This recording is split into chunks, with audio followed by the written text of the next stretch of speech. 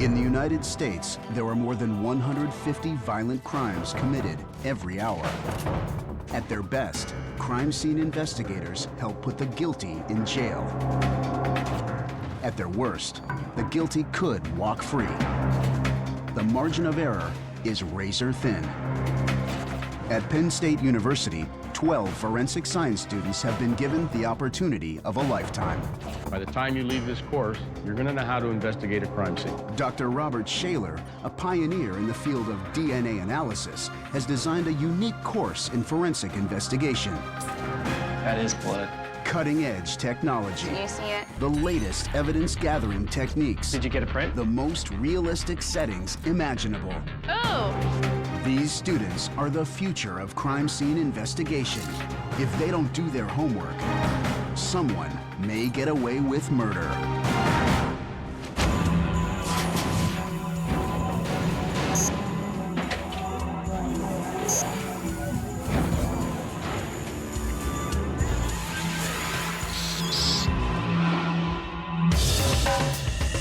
Oh my gosh, there's blood everywhere. It was overwhelming.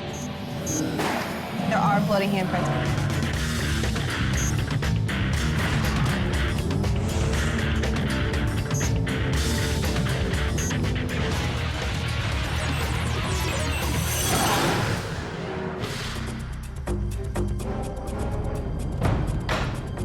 It's early in the morning, and while the students sleep, Dr. Shaler has prepared a crime scene that will challenge them both mentally and physically.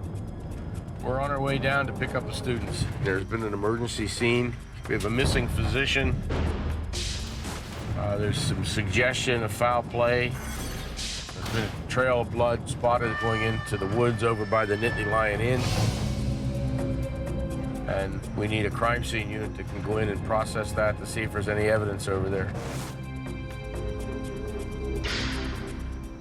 We're calling Earl Bass. He'll be the team leader of the gray team. Earl, this is Dr. Shaler. We have a crime scene. Would you get your team together? You're going to be the team leader this morning.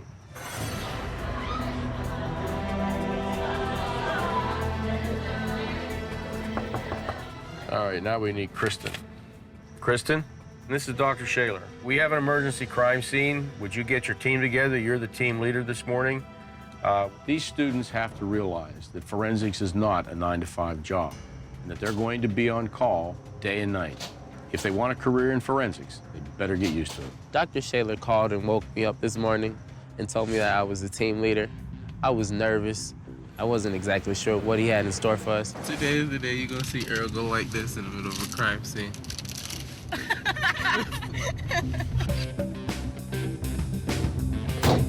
Okay, let's go. When Dr. Shaler let us out of the van, we were in this wooded area and the sun was not even out yet. All right, well, we've had a report of a local physician who was missing. I have your first officer's reports.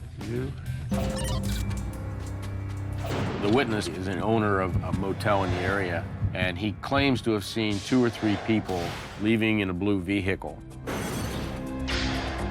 The officer responding to the scene found a trail of blood leading into the woods. We have a secondary scene as well. Ralph's going to stay here with the gray team. The blue team's going to come with me. For the first time ever, the teams are going to have to split up. The blue team will process the home of the missing doctor, while the gray team will investigate the woods. The students must determine if these 2 scenes are linked. Let's go. It's kind of like having one police jurisdiction working one scene and another police jurisdiction working a separate scene. And somehow they have to figure out that this is really the same crime that they're looking at. Dr. Shaler has given the students 8 hours to complete their investigation. Okay, this is my game plan. I got Victoria and Aaron doing photography, Rick and Cassie doing the perimeter, and myself and Christine will be collecting fragile evidence. This is basically my first real experience as far as in the field itself. This is gonna be like my ultimate, deciding factor whether or not I wanna do this. I'm gonna need somebody to get some coffee and donuts. I'll call myself at 7 o'clock to make sure I'm awake. So y'all ready? Let's go. Oh, goodness. We woke up at the crack of dawn. I'm still recovering. Well, I hopped right out of bed, and I've felt great. If the adrenaline can't get pumping in the middle of the night for something that you love to do, then there's something wrong with you and you're in the wrong profession. The blue team, led by Kristen, has been assigned to process the home of the missing doctor. The first officer on the scene made the following report. A neighbor reported that he has heard the missing doctor loudly accusing his wife of having an affair with their construction contractor. The witness also stated that he saw the contractor and the wife leaving the doctor's home, carrying trash bags and driving away in a blue car. So the idea here is for the crime scene unit to see if there's any evidence here that perhaps he was either murdered here or something happened to him here. Okay. Have fun. Thanks. In order for these two teams to link the outside scene to the indoor scene, they're going to have to find evidence that's going to be able to give them that information. One thing could be the blood. DNA typing will give them information as to whose blood it is. The gray team is documenting the trail leading into the woods, but they appear unorganized. Did they sketch the blood trail? No. Do you want to do that? Or do you want them to do that? Yeah, so, you know what? No. Okay. Being that this is my first scene, I'm a little not exactly sure of exactly what to do, per se. There's a tire track. Mark it. So their first job is to try to secure this scene, because pretty soon we're going to have people going to work. There's going to be people walking through the evidence, and they need to make sure that the people who are going to work don't trample through their scene. You're skating on my tire track. Oh. Thanks. When people start just kind of walking around, you lose control. And when that happens, evidence gets destroyed or obliterated or forgotten. The gray team will need to preserve every piece of evidence, including the drops of blood, if they're going to effectively process this scene. 114, 66, 47. The blue team begins with photography and sketching. Walking around right now just looking for some evidence, and then once we find it, we're photographing it, sketching it onto our sketches, and then we're collecting it. So I think we're making pretty good progress. So still have to find out some more info. 1 hour into their investigation of the woods, the gray team makes a discovery. Okay, Do you see something? got a black plastic bag. And there's blood on it.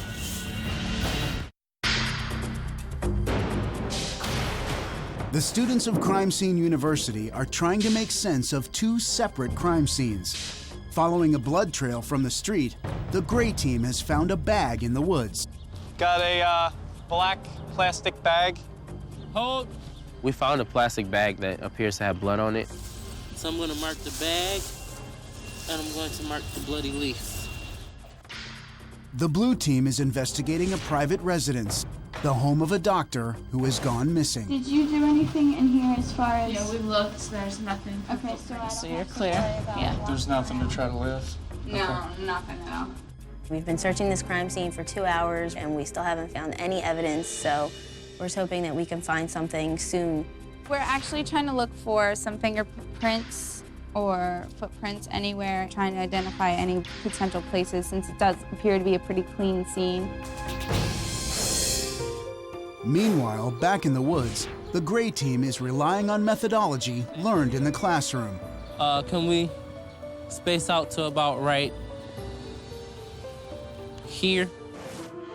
One of probably the best methods for an outdoor search is what is known as the line or strip method, where you can have people at arm's length together like this, and you're moving along in a line. It's good for yards, parks, parking lots, highways, and any large area where you need to find evidence. And as you search, when you get to a piece of evidence, you stop.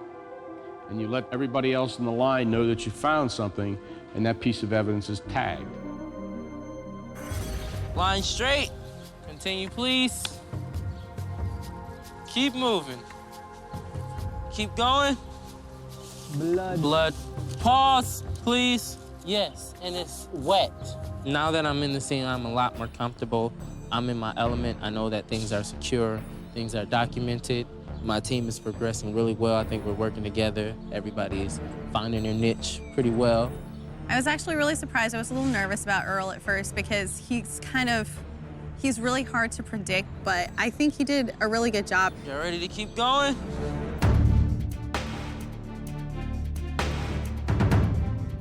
The blue team is looking for evidence which was purposely made not as obvious as they're used to seeing it. I think they're getting a little nervous. Nothing at all. Kristen, check this out. Beautiful! Finally. Cast-off pattern. Definitely. They forgot that one.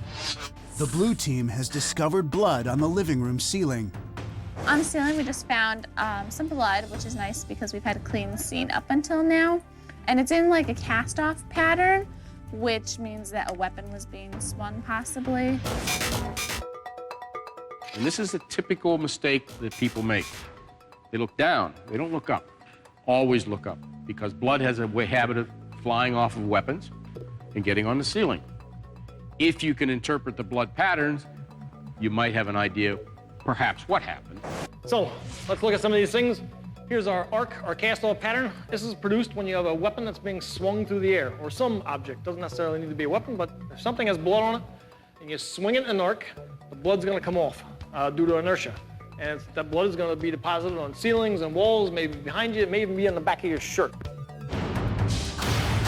We have to investigate it further to see where there was more blood cleaned up from the crime scene, but this is a good indication as to where we can start looking. We thought that nothing really took place in here in the beginning because we didn't find any evidence, and we just had to look a little bit harder, and I think that was a big lesson that we took from this. Meanwhile, back in the woods, the gray team continues to scour for evidence. Earl, there's something right there. Looks like it might be a handle to a bike. Or a handle of some sort. No, there's something shiny, like all the way through here. Oh my gosh, that's a machete. We discovered a machete that was buried in some underbrush. Whoa! We found what appears to be a murder weapon. Okay. Like right Be here. mindful where you step right there. We got a machete? Yes, that's a machete. No, that's a real one. This will be, perhaps, the very first piece of evidence they have that will give them an opportunity to link this particular outdoor scene to maybe something that happened in the doctor's house. With just over 4 hours to investigate the residence of the missing doctor, the blue team is searching for evidence not visible to the naked eye. Hey, Kristen. Yeah. Check this out. The blue team is looking for blood, and they're using the alternate light source, or the ALS, to find this blood.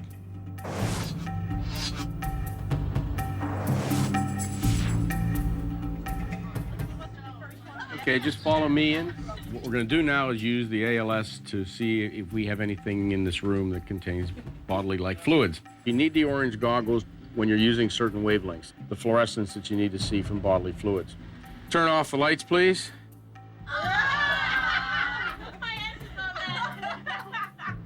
Looks like something suspicious on there. The alternate light source is particularly good at locating semen, saliva, bodily fluids. It really is very dramatic to see this. And the students got a real kick out of that. All right, somebody move back the bedspread, please.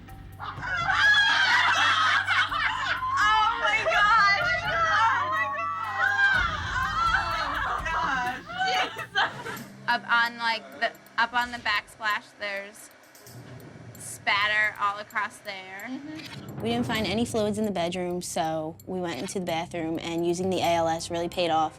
We think we found blood in the bathroom, so we're just gonna have to collect some DNA from the blood and see if we can match it to something from the other crime scene. This is a bloody fingerprint. There's definitely 2 prints with ridge detail. I have a funny feeling that if we do luminol here, let's look at this spatter. Luminol is a chemical that reacts with blood, fluoresces, it luminesces. Investigators use it to look for blood which has been cleaned up. But it's really, really difficult to clean up blood and get it all gone. I can't tell if that's like a fingerprint or what that is. I think we might want to luminol the shower. Because spraying the luminol reactant causes the blood evidence to break down and blood patterns to degrade, the blue team will have to finish documenting first. All right, anything else needs to take pictures in here? No, we are done. Our scene is moving along pretty well. We haven't luminoled yet, and I think that that's going to be an important step to be able to follow the path of what's going on. But I think that we're still missing a lot of pieces of like potentially key evidence that would put things together and put the story together for us a little bit better. 4 hours into their investigation in the woods, the gray team discovers more significant evidence.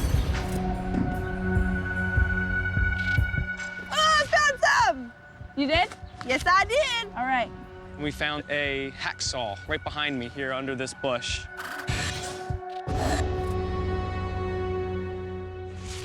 That's up. Way to go, genius. And we found some wrapped up plastic bags that have been duct taped, and we're real interested to get inside there and see what's going on in there. So right now we have a portion of the team finishing up the comb so we can take some photographs of those evidentiary items and get them collected, fingerprints, blood analysis, DNA. With their documentation complete, the gray team moves on to the second phase of their investigation, collecting the evidence.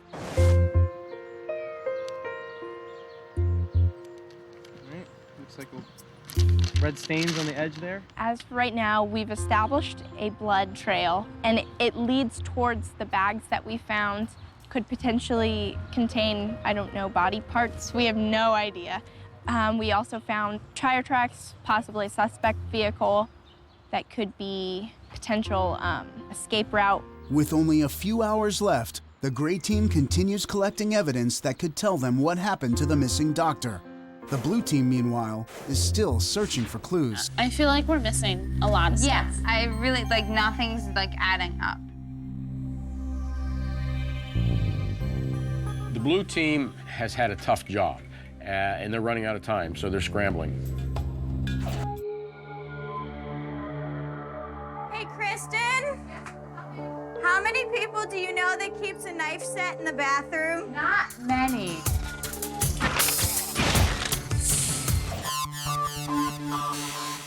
With nearly 5 million DNA profiles and counting, the FBI's Combined DNA Index System, or CODIS, has aided in over 50,000 criminal investigations nationwide. The students of Crime Scene University have split into 2 teams to investigate a bloody trail and a missing doctor. The gray team, canvassing the woods, has located evidence that suggests foul play. We found a hacksaw right behind me here under this bush, and then during our comb, we discovered a machete. We've established a blood trail. We found bags that have not been opened yet. Could potentially contain, I don't know, body parts. We have no idea. That's more blood. Footprint. Hold. Footprint? Yeah. Yes. You see that? Yes. I think we might be able to pull something out of there. They rely on their training to collect and preserve the prints.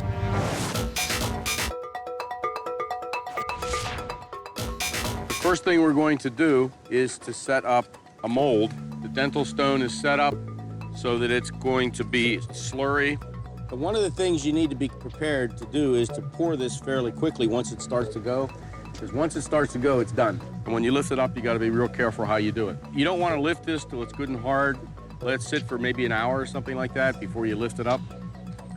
So what I want you guys to do is break into teams of 3.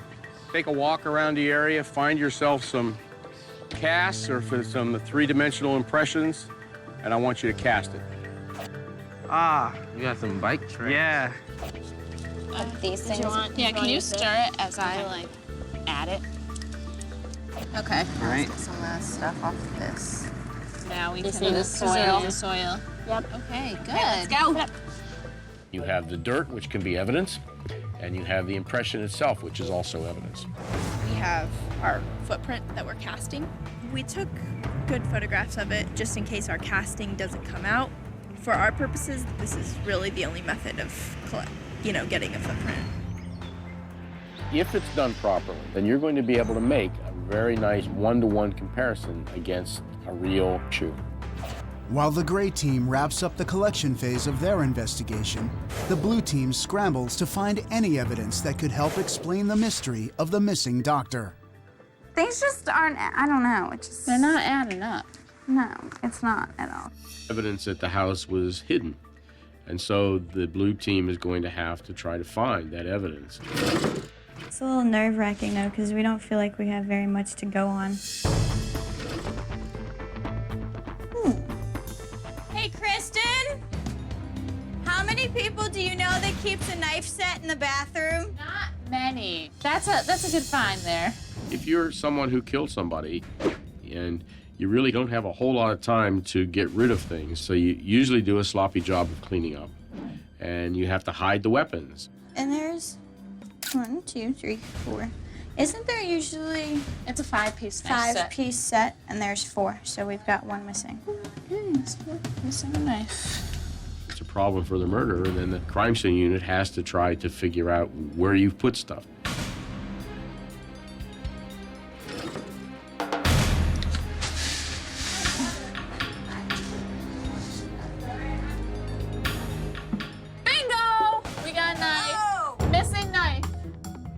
In the toilet. This is exciting. We're actually finding evidence. I just started looking everywhere. We realized that there was a lot more that was missing from the scene than what we had actually found. So we just had to think of every possible place and turn everything over to actually look and find what we needed to find. We found duct tape. It's under the couch. It's a whole roll. Hey, Kristen, there's a sponge behind the toilet. The thing about these scenes is it took a little prodding in a way to get both of the teams to realize that they're going to have to dig really hard to find this stuff. Once they started digging, they started finding a lot of evidence. We're very excited about these clues, but we still have no idea what happens. We have to find fingerprints first, and then we can see who was at the scene. Oh, look. Yeah. The 5-knife piece set that was in the bathroom, this is the plastic container, like the holder. Hey, heads up to everyone. Garbage can in the green room is actually evidence, not a garbage can anymore. Some individuals use the garbage can at the scene as a garbage can for gloves or other items. I think we can probably fingerprint that too. Yeah. So now they have to go through this garbage can piece by piece to determine what's evidence and what's not, and they always run the possibility that they've contaminated the evidence that's in there. The blue team heads to the basement lab to process the evidence from the garbage can. Oh, it's nothing. Oh, yes, it is. Yes, it is. What is that? It's a half of a knife. What is that white powder, though? It's There's white powder all over this. everything. Well, this is a knife handle, which would have been really nice, possibly, for fingerprints from a suspect. But it was in the garbage can where there was also a lovely dish of white fingerprint powder. So now it's been over-powdered and pretty much contaminated, and we can't get any prints off of it. The possibility is that a good attorney could have that evidence inside the trash can eliminated because it had been contaminated. That means that that handle would not be admissible in court. So we have a lot of work ahead of us still, but it gives us a little bit more of a clue. With just under an hour left, the gray team is almost ready to analyze their evidence. We are collecting a spherical object in a plastic bag. It's definitely head size. We'll see how this one turns out. I am so excited to open the bags. I have no idea what it is. Possible dismemberment. The gray team has processed the wooded area, where they have recovered a machete, a hacksaw, and bloody duct-taped trash bags. They've taken their evidence back to Spruce Cottage for processing.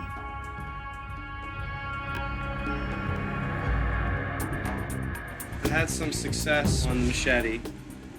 If you look closely, there is a pretty good print right in the center of the handle. Right now I'm trying to take a picture of it, so if I don't lift it very well, at least we can go back to the photo. There are different ways of lifting it. One is to use what we call lifting tape. And that's simply an adhesive type tape where you put over the dusted print and very carefully pull it off and put it onto a fingerprint lift card. It's right there. While Rick examines fingerprints, Victoria and Aaron take a closer look at the footprints they cast in the woods. Here. We've provided these students with notebooks of different footprints of people who might have been involved in these crimes. And of course, we make sure that the perpetrators have footprints there. They sort of have the similar pattern. Hopefully we can get a direct link between the print evidence found at our crime scene with those found at the blue team's crime scene. If we can do so, we can link the doctor's place of residence to the evidence found in the woods. While Victoria tries to match the footprint to a suspect, other members of the gray team have spent the last half hour carefully removing duct tape from the black trash bags they collected in the woods.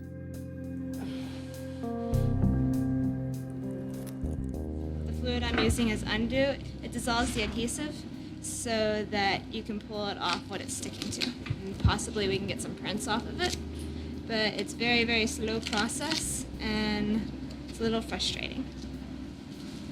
My fingers keep sticking to everything.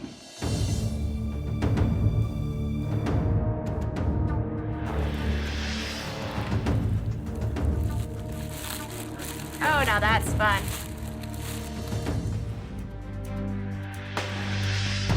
Most exciting thing was opening up the bag and finding a head in it. Very nice.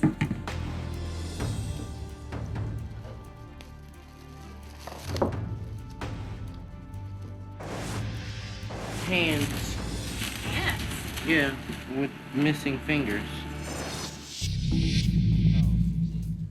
Our suspicions were correct. There were, in fact, body parts in the plastic bags. The next step is to send them off to the DNA lab to see if they belong to the doctor. I gave the gray team a DNA report, which tells them that the head that they found in the woods actually belongs to the doctor. Now we know for sure that the doctor's dead and not just missing.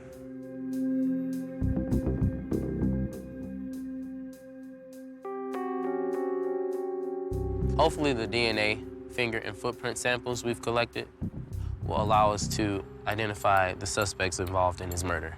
There was duct tape on the mouth of the victim, and we pulled that off. We wet wopped it. Wet wop is a formulation of dusting powder which you paint onto the sticky side of an adhesive tape such as duct tape. The powder will stick to the fingerprints. When you wash the tape underwater, everything washes off, ideally, except for the black fingerprints, which are then developed. Hopefully it'll tell us who duct tape his mouth. Oh, those are good prints. There's a lot. With 15 minutes left, the blue team has one last task to complete. Right now we're putting up a tarp. It has to be pitch black in here, so we can use the luminol to see if there's blood in here that has been washed away. Oh, geez, look at the floor. Luminol is a powdery compound made up of nitrogen, hydrogen, oxygen, and carbon. When mixed with hydrogen peroxide, the liquid emits a blue glow when coming into contact with hemoglobin, an iron-carrying protein in blood. We sprayed luminol in the living room and all down the hallway, and immediately it lit up, showing the presence of a blood trail. And it was really exciting because we had found evidence that wasn't visible to the naked eye. Yesterday we did the living room and the hallway here, and we found some drag marks leading from the living room to the hallway. So hopefully we'll find a lot of blood in the bathroom, which might mean that the person was cut up there. Okay, ready? Ready. Lights off. Test shot.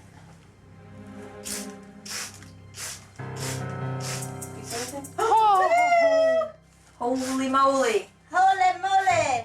By utilizing luminol, the students have discovered a trail of blood leading from the living room to the bathroom. The killers tried to clean up this crime scene. A lot of times, crime scene investigators can find things that you can't see with the naked eye.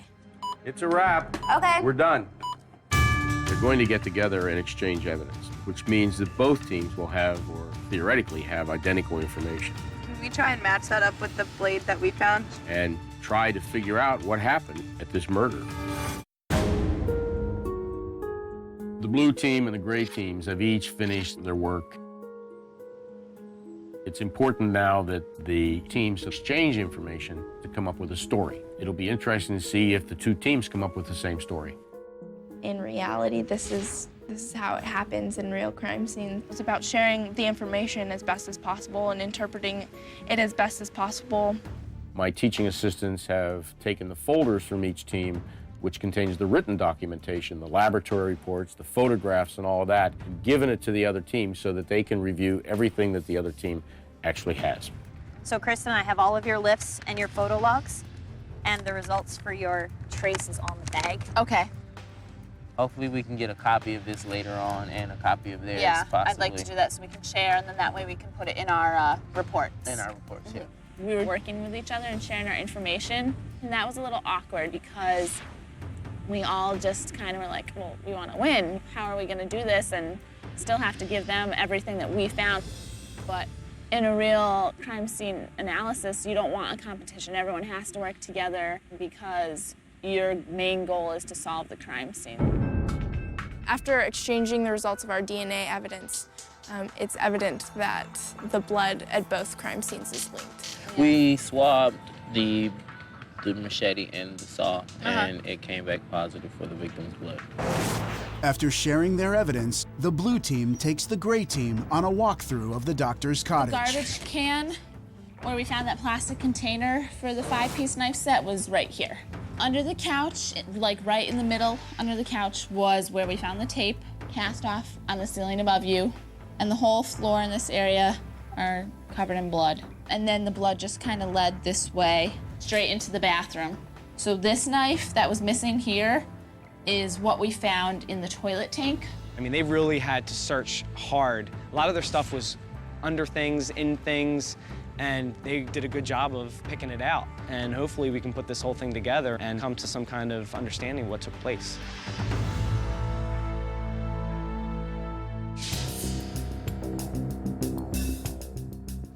With only a few hours before they have to make their presentations, it is now Earl's turn to show the blue team the evidence his team found in the woods. We did test every so often along these. Like every other, or? Every couple drops, and Okay. it all turned out to be the victim's blood. Okay.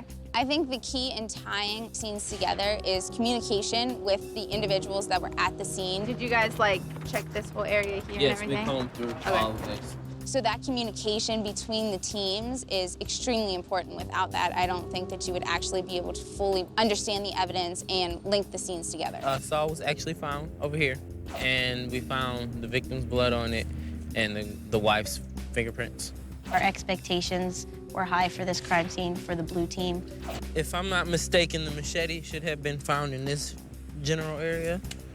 Because of the fact that all of our evidence was hidden and all of the gray team's evidence was right in front of their face. You begin to see blood on the ivy.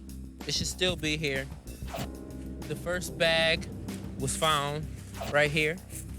The bag with the head was found here. Right there? Yes. And that's basically it.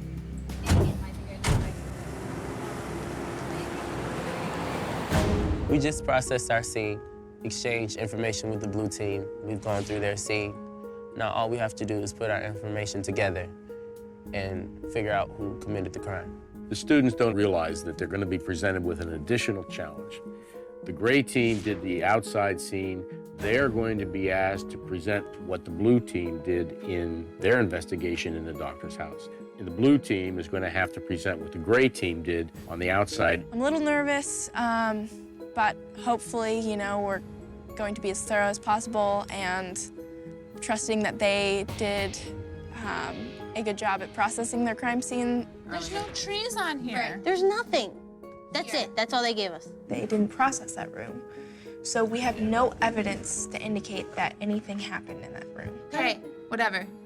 This is what we got. Let's just work with it. Go something kind of like that to one of the bags, and then the other bag was found here. How did they not That's where put the that on machete, there? and that's where the saw was found.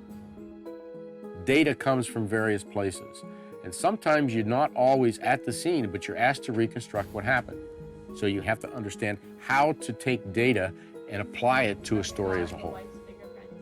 So it's a little bit hard when you just see pictures and kind of hear what happened rather than like you actually going through and finding the things yourself. I mean, it definitely makes sense that the progression from something like the kitchen knife to the machete and hacksaw make complete sense, like you were saying. The students receive an autopsy report with details about the victim's cause of death. Autopsy on the head shows blunt force trauma to the head, sharp force injuries to sever the neck. My gut feeling right now is saying that the boyfriend did the killing and she helped cut him up. Because you're not going to kill somebody with a hacksaw. The blue team has concluded that the machete was the murder weapon, but the gray team is not yet sure. For the initial blows, these blunt blows that we can't link to a weapon, I think that weapon has just not been found. So if we don't have evidence, we shouldn't speculate. We shouldn't speculate. Yeah, I think we're going to say that the victim was bludgeoned with unidentified yes. Yeah, an unrecovered object. Exactly. Yes. Why are the hacksaw? I mean, where did those come into play? We don't know that either. It's safe to say that we don't know. This is it. We know nothing. This is ridiculous. Luminol will often give off a glowing reaction even when coming into contact with blood that has been painted over or cleaned up. This has made it a critical tool in solving cold cases. The teams are ready for their presentations. For the first time, the blue team will present the gray team's crime scene, and vice versa. We didn't process this crime scene. We weren't as familiar with Pine Cottage. So we just used what we got and we tried to put something together. They'll have to make their conclusions based only on the sketches, pictures, and lab results from the evidence gathered by the other team.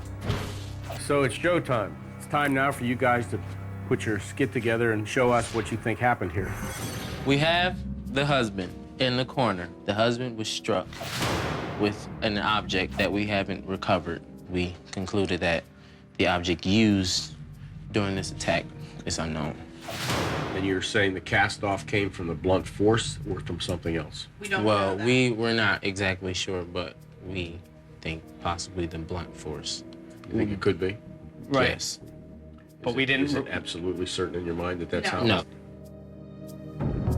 We have two different cast-off patterns leading from this area along the ceiling down, which would indicate that he was struck possibly at least a minimum of 3 times. The husband is then on the ground.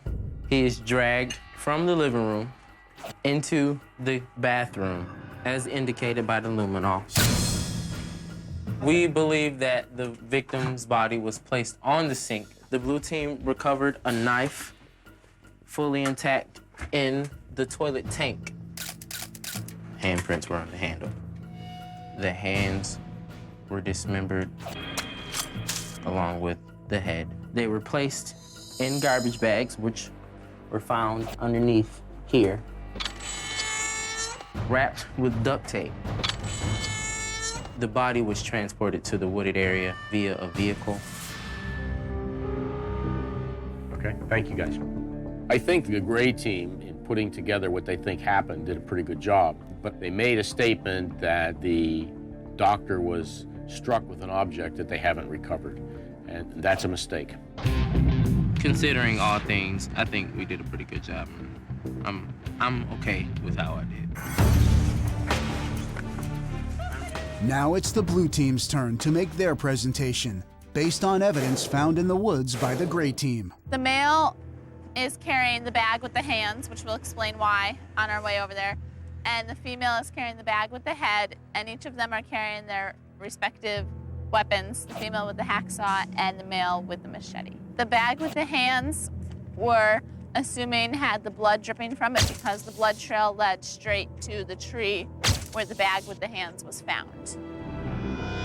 The bag with the head did not have a trail leading to it, but there were the female's footprints traveling in a more direct path towards the tree where the head was. So we assume that the woman is carrying the bag with the head in it. And on the way back, they need to hide their weapons. The boyfriend hides the machete on the ground and covers the blade of it so you can't see anything other than the handle. And the wife throws her hacksaw, and they both leave the woods and go back to the car to drive away. Now, it's time to learn what really happened. Well, I think, as I said to both teams, it's been an enlightening day. It's been a different exercise for you. Now let me tell you what really happened. The wife and the boyfriend have decided that they're going to conspire to murder the husband. So what we have is an altercation that takes place in the Red Room in Pine Cottage. The husband is hit over the head, which knocked him senseless. While he's in that position, the boyfriend uses a machete to hit him. The cast-off comes from the machete. The boyfriend then took the legs of the husband and dragged him into the bathroom, where he was chopped up into at least 3 pieces that we know of. It is clear that there was other things used than the machete. We know that there was a hacksaw used. We know that there was a knife used. And we know that there was a drywall saw used as part of this cutting him up into pieces. The husband and the wife attempted to cover their tracks. They attempted to clean up the scene. The body parts were put into the car out in the woods. The trail led directly to where the hands were located. That is where the dripping blood was coming from. There was no dripping trail that led to the head. There was a split in the trail. The footprint of the wife out here, that was reason to suspect or believe that the wife was carrying the head. The consensus of both teams was absolutely correct as to where things took place. We had to make a decision about which team did the better job. The blue team contaminated their scene by throwing gloves into the trash can. You don't do that. You don't use existing trash cans as receptacles. But then I also have to say, the gray team didn't identify the murder weapon. So that was a primary no-no. I have to think really hard about whether there's a winner here. And I can't come up with a winner. So I'm going to say that it's a tie.